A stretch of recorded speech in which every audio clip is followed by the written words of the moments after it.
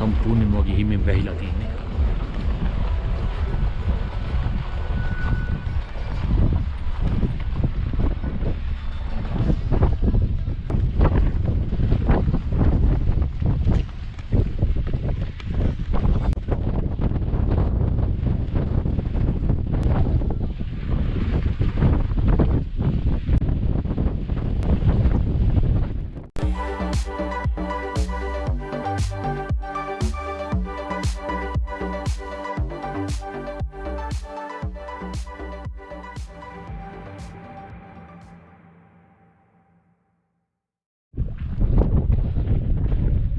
අපිට පේනවා සංස්කාර තැන්නේ තියෙන විශාලම ග්ලේෂියර් එක.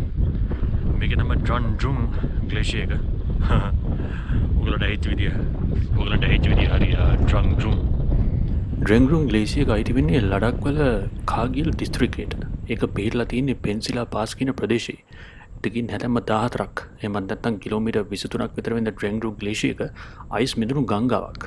ලඩක්වල තියෙන ප්‍රධාන ගංගාවක් වෙන ඉන්දුස් ගංගාවේ අතු ගංගාවක් වෙන සංස්කාර ගංගාවට අයත් තවත් අතු ගංගාවක් වෙන ස්ටෝට් කියන ගඟ තමයි මේ විදිහට තියෙන්නේ. ඒ වගේම මේ ඩ්‍රැන්ග්රුම් ග්ලේෂියර් එක ගලාගෙන එන ඩෝඩා කියන මේ කන්ද මුහුදු මට්ටමේ ඉඳලා මීටර 6550 උසයි.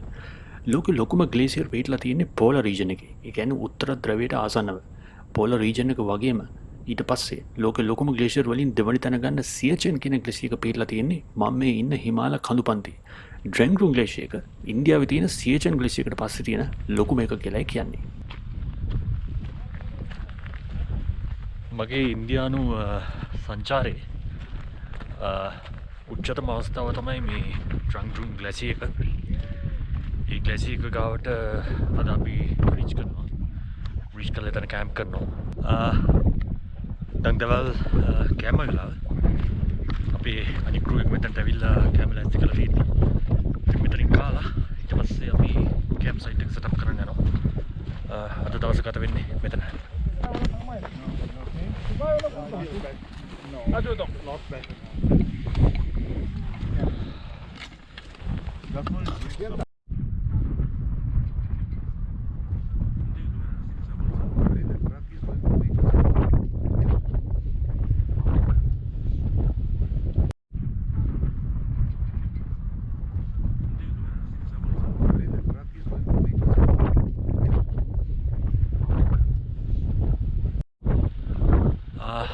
මේක තමයි අද දවසේ අපේ කැම්ප් සයිට් එක ගන්න.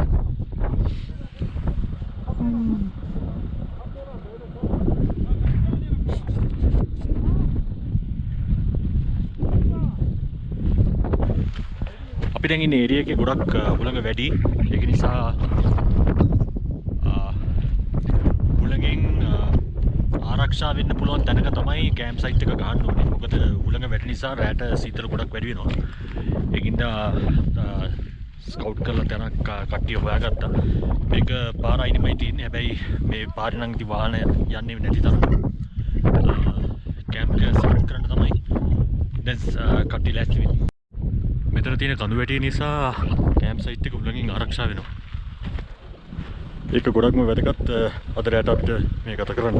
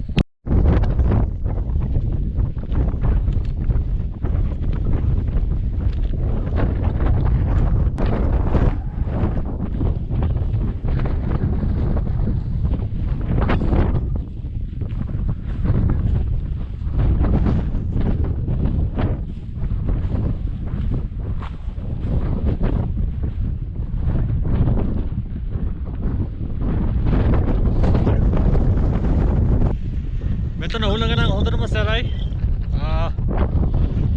මෙතන නම් කැම්ප් කරන්න බෑ. අපි හොඳට වෙන කැම්ප් සයිට් එකක් හොයාගත්තේ. මට ග්ලේෂියර් එක පේනවා මෙතන හොඳට.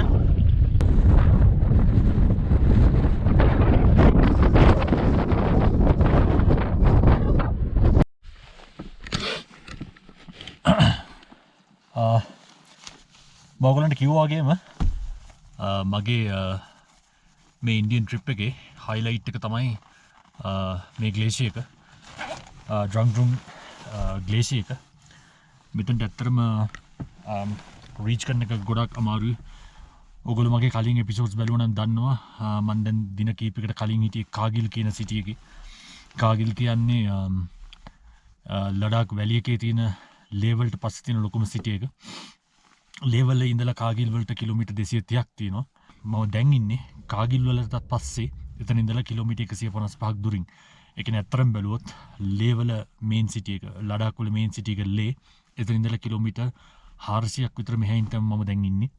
එතකොට මේ ඩ්‍රන්ග්රුම් ග්ලැෂියර් එක තමයි අපි ඔක්කොම කට්ටිය මෙතනට ඇවිල්ලා ඉන්නේ බලන්න ෆොටෝග්‍රාෆ් කරන්න.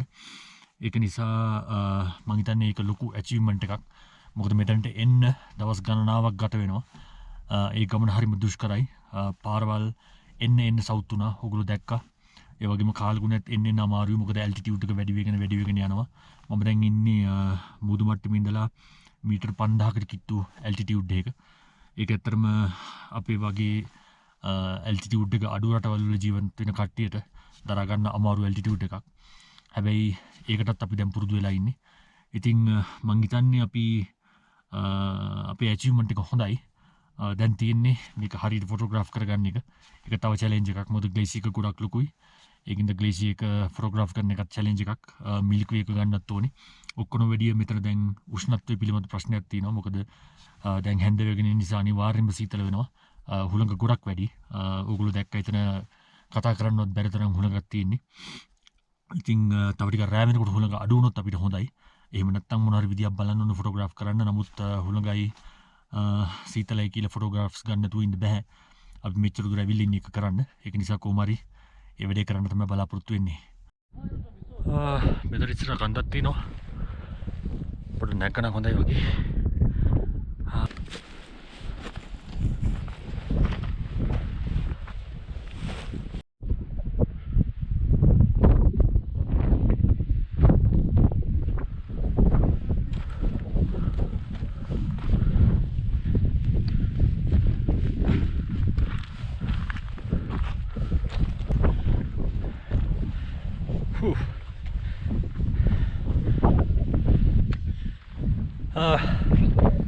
Nanti glasi ko tapi no.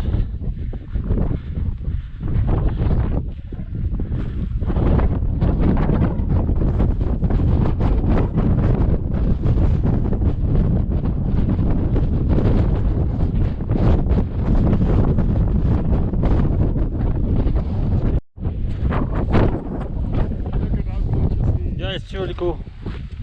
Don't hump me, okay?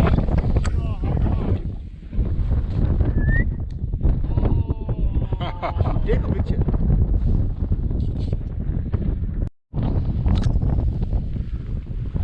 Hey.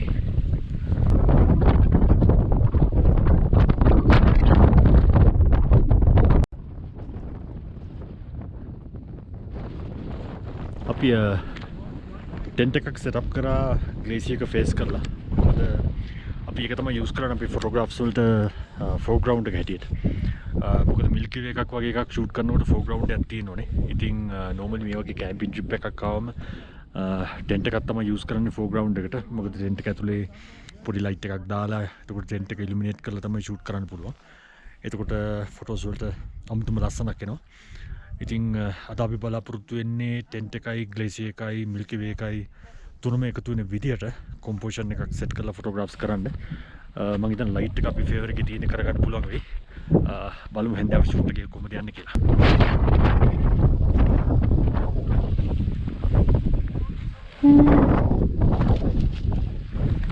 හරි. තමයි මගේ ගෙදර.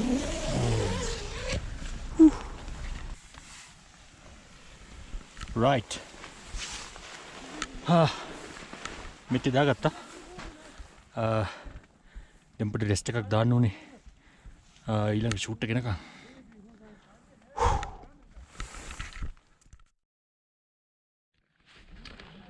හරි. පොඩි නිින්දක් දැම්මා. පැයක් වගේ. දැන් වෙලාව හැන්දෑවේ 4:45යි. ෂූට් කරන්න යන්න ලෑස්ති. සන්සෙට් එක එන්නේ සාමාන්‍යයෙන් හැන්දෑවේ 6ට වගේ. නමුත් මේ ගොඩක් කඳු තියෙන නිසා ඉර හැන්දෑවේ 5:00ට කලින් වගේ කඳු පන්ති වලට මුවා වෙනවා. ඉතින් කැමරා සෙටප් කරලා ෂූට් කරන්න ලෑස්ති කරගෙන තියාගන්න ඕනේ. හුළඟ නම් තාම තතරම තියෙනවා. අපි හිතනවා හුළඟ අඩුයි කියලා හැන්දෑවේ 6-7 වගේ වෙනකොට. බලමු ෂූට් කරලා.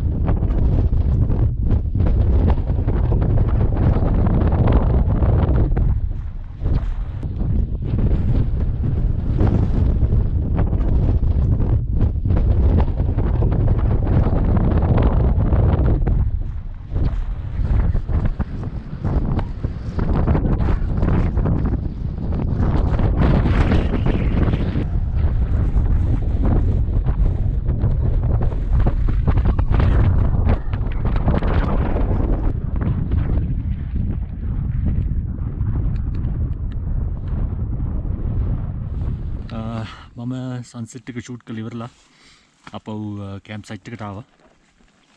සන්සෙට් එක වැඩි වෙලා තිබුණේ නැහැ. මොකද ඒරියා එකේ කඳු වල උස ගොඩක් වැඩි නිසා සන්සෙට් එක වැඩි වෙලා තියෙන එකමට ඉවර වෙනවා.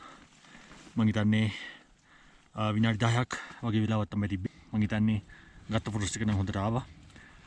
එතකොට අද දවසේ වීඩියෝ කරන්න පුළුවන් වැඩ ටික මෙතනින් ඉවර වෙනවා.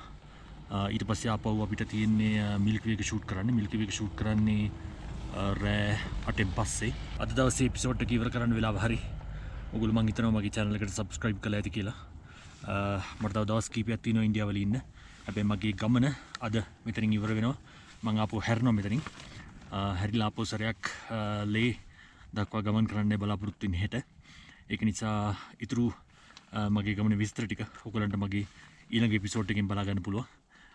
thank you very much මාත් එක දිගටම හිටියට දිගටම බැලුවට. මේක එක්සයිටින් ටුවර් එකක් වුණා. එක්සයිටින් ෆොටෝස් ටිකක් ගන්න පුළුවන් වුණා. ජීවිතේට ගන්න බැරි වෙච්ච එක්ස්පීරියන්ස් ටිකක් ගන්න පුළුවන් වුණා. ඒක නිසා මට සන්තෝෂයි ඔයගොල්ලෝත් මාත් එක්ක හිටපු එක ගැන. එහෙනම් අපි ඊළඟ එපිසෝඩ් එකේදී ආපහු හම්බෙමු.